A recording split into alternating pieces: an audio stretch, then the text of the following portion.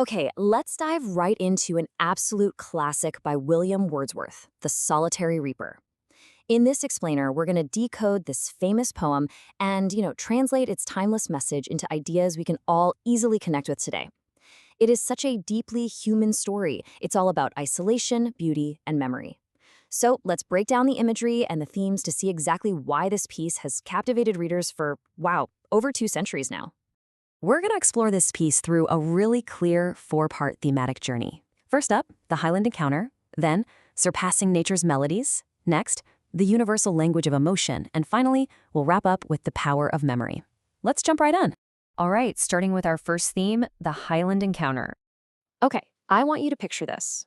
Imagine a vast, peaceful, but kind of somber scene in the highly isolated Scottish Highlands. A passerby, who is our speaker, stops dead in his tracks just to respectfully observe a young Highland lass working out in the fields, entirely alone. She's doing some seriously hard manual labor, reaping and binding grain. But here's the catch. As she works, she's singing. It's this completely private, spontaneous moment that he just happens to stumble upon. And he actually urges any other passing travelers not to disturb her. Now, notice the mood that's established here. Wordsworth describes her song as a melancholy strain.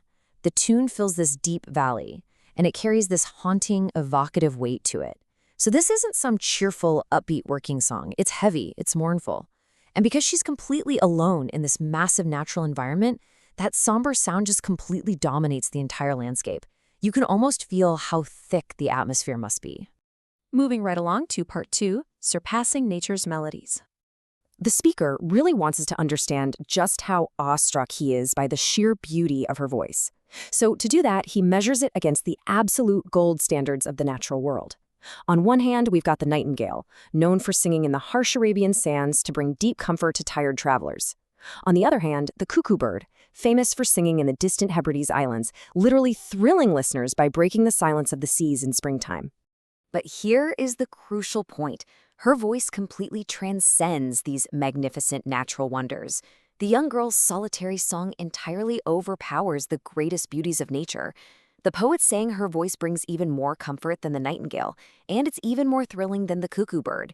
Usually, nature's the highest ideal in romantic poetry, but here, raw human emotion takes the ultimate prize. Which brings us to our third section, the universal language of emotion. This whole realization builds into a pretty captivating mystery for our speaker.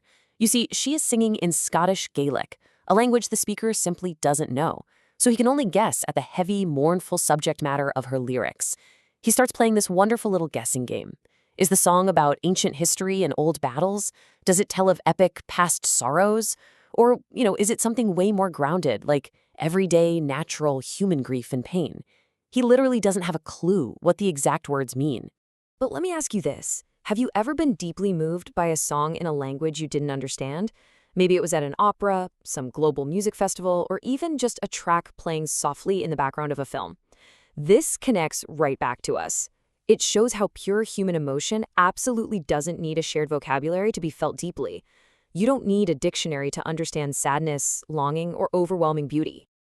And that brings us to the core takeaway of this section. Music communicates raw emotion and sadness far beyond the barriers of language. Even without knowing a single exact word she's singing, the heavy emotional weight of her song translates perfectly to the observer. The haunting melody itself tells him everything he needs to know about her sorrow. It is just such a beautiful reminder that our deepest feelings are universally understood. Finally, let's head into section 4, the power of memory. As we wrap up, we have to look at the lasting psychological legacy of this brief encounter. It introduces this absolute core ideal of the Romantic era of literature, emotion remembered in tranquility.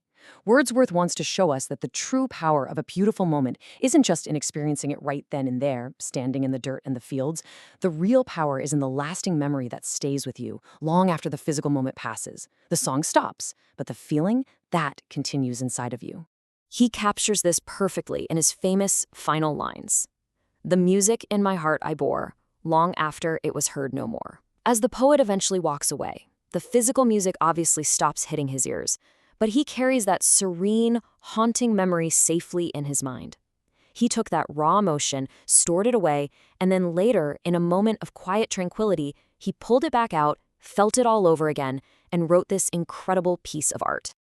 As we finish up this explainer, I really want you to reflect for a second.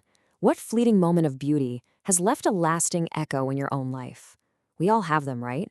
A spectacular sunset, a fleeting smile, maybe a song overheard in the distance.